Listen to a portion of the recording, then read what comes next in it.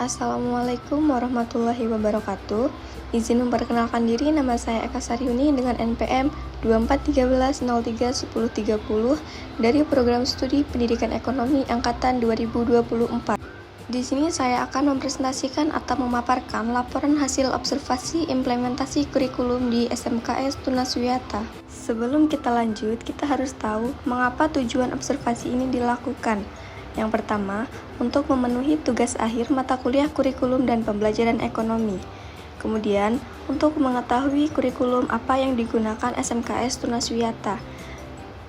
Selanjutnya, untuk mengetahui sejak kapan SMKS Tunaswiyata menggunakan kurikulum dan cara pengimplementasi kurikulum.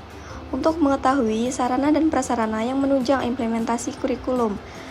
Untuk mengetahui proses belajar menggunakan kurikulum yang diterapkan SMKS Tunaswiyata. Untuk mengetahui kendala-kendala yang terjadi dalam pengimplementasian kurikulum di SMKS Tunaswiyata. Selanjutnya, isi laporan observasi ini sendiri terdiri dari yang pertama latar belakang, yang kedua rumusan masalah, tiga tujuan observasi, yang keempat metode penelitian, yang kelima pembahasan, yang keenam kesimpulan, dan yang ketujuh lampiran. Latar belakang implementasi kurikulum.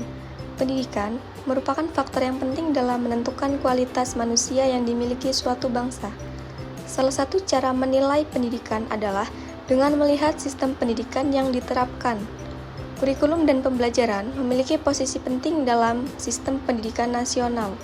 Kurikulum sebagai program pendidikan atau ideal kurikulum menekankan pada proses pembelajaran operasional. Sistem pendidikan yang diterapkan pemerintah Indonesia adalah berfokus pada pendidikan karakter dengan dilakukannya penilaian dalam semua bidang mata pelajaran yang diampu siswa. Kurikulum dan pembelajaran mempunyai kedudukan sentral dalam seluruh proses pendidikan. Kemudian rumusan masalahnya adalah yang pertama, kurikulum apa yang digunakan SMKS Tunaswiyata. Yang kedua, sejak kapan SMKS Tunaswiyata menerapkan kurikulum tersebut dan bagaimana pengimplementasiannya? Yang ketiga, bagaimana proses pembelajaran di SMKS Tunaswiyata? Yang keempat, apakah sarana dan prasarana di SMKS Tunaswiyata sudah dapat menunjang penerapan kurikulum? Dan yang terakhir, apa saja kendala dalam implementasi kurikulum di SMKS Tunaswiyata? Metode penelitian yang digunakan adalah penulis menggunakan metode wawancara langsung dan pengalaman saat masih bersekolah di SMKS Tunaswiyata. Observasi ini dilakukan pada hari Rabu, tanggal 14 Mei 2025. Kemudian kita masuk ke pembahasan. Yang pertama ada profil sekolah. SMKS Tunaswiyata adalah salah satu sekolah yang ada di Kabupaten Waikanan. Sekolah yang dibangun sejak 2007 ini telah mendapatkan akreditasi A. Alamat sekolah ini berada di Jalan Maijen Riacudu, nomor 27, Kecamatan Waituba, Kabupaten Waikanan. Telah banyak sekali prestasi yang telah diukir di sekolah ini.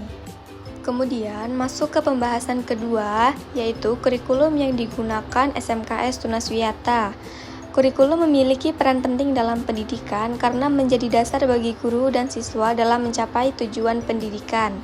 Kemudian, berdasarkan hasil observasi, sebelum Peraturan Menteri Pendidikan merubah kebijakan kurikulum terbaru, SMK Tunaswiyata menggunakan kurikulum 2013, dan sejak Peraturan Menteri terbaru diterbitkan, SMK merubah kurikulum 2013 menjadi kurikulum Merdeka. Selanjutnya, awal mula implementasi. SMKS Tunaswiyata mulai memakai kurikulum 2013 sejak tahun 2013 lalu. Sejak ditetapkan peraturan tentang kurikulum merdeka, yaitu kurang lebih pada tahun ajaran 2023, dan pengimplementasiannya yaitu penerapan kurikulum yang memberikan kebebasan kepada sekolah dan guru dalam mengembangkan kurikulum yang sesuai dengan kebutuhan siswa. Pada pelaksanaan pembelajaran kurikulum merdeka ini, lebih menekankan kepada metode belajar teaching factory, magang industri atau prakerin, dan model pembelajaran lainnya yang mendukung pembelajaran di bidang kejuruan. Selanjutnya, proses belajar SMKS Tunaswiyata. Proses pembelajaran menggunakan kurikulum merdeka yang ditetapkan di SMK Tunaswiyata yaitu menekankan pada pembelajaran yang berpusat pada siswa, memberikan kebebasan kepada siswa dan guru dalam memilih metode yang paling tepat, dan mendorong pembelajaran yang aktif, kreatif, dan mandiri. Kurikulum Merdeka lebih mendorong pembelajaran yang lebih dinamis, kreatif, dan relevan dengan kebutuhan siswa, serta memberikan ruang bagi siswa untuk belajar secara aktif dan mandiri, dan sesuai minat dan bakat mereka.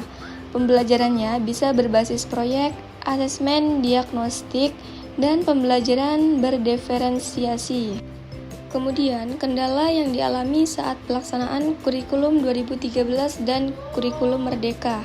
Kendala yang biasanya terjadi dalam pembelajaran menggunakan kurikulum Merdeka seringkali terkait dengan kesiapan guru dan siswa. Guru perlu meningkatkan kemampuan dalam menyusun modul ajar dan menerapkan pembelajaran yang inovatif. Guru perlu memahami karakteristik dan substansi kurikulum secara keseluruhan untuk dapat menerapkan dengan baik. Guru juga mengalami kesulitan dalam menyusun modul ajar yang harus sesuai dengan kebutuhan siswa dan tujuan pembelajaran. Sementara, siswa memerlukan adaptasi dengan gaya pembelajaran yang lebih fleksibel dan personal. Selain itu, kesulitan dalam akses internet juga bisa menjadi penghambat. Kemudian kesimpulan yang didapat oleh penulis bahwa di SMKS Tunaswiyata menerapkan kurikulum Merdeka Belajar dengan baik sesuai dengan ketentuan yang berlaku.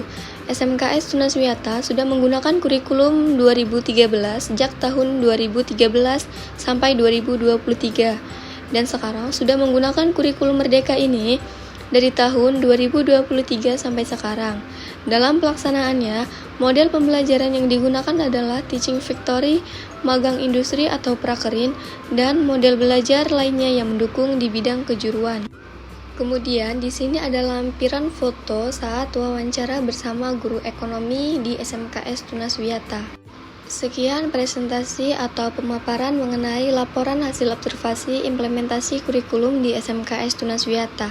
Saya akhiri, wassalamualaikum warahmatullahi wabarakatuh.